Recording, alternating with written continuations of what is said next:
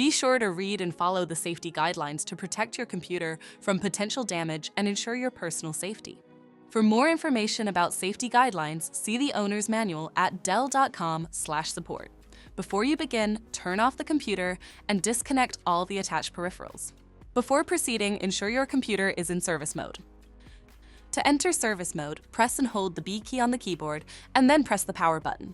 Now, the computer will boot up and the owner tag information is displayed on the screen. Press any key to proceed. The computer will emit 3 short beeps and shut down, indicating it has entered the service mode. Loosen the captive screws holding the base cover in place. Using a plastic scribe, pry the base cover from the palm rest assembly, starting at the top edge and working your way around to release it from all sides. Now, lift the base cover from the palm rest assembly. To remove the 3-cell battery, identify the battery cable. Use the pull tab to disconnect the battery cable from the connector on the system.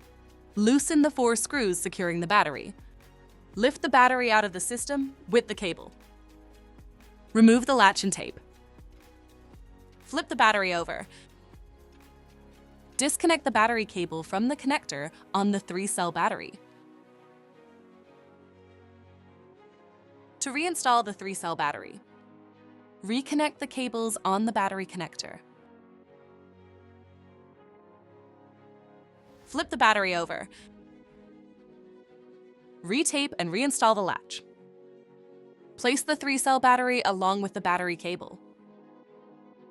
Tighten the 4 captive screws to secure. Connect the battery cable to the connector on the system board.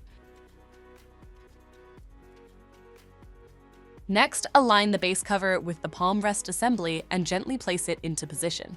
Tighten all required screws to secure the base cover in place. To exit service mode, connect the AC adapter and press the power button. Please note, the system will only power on and exit service mode if the adapter is connected. For more information about your Dell system, visit dell.com/support.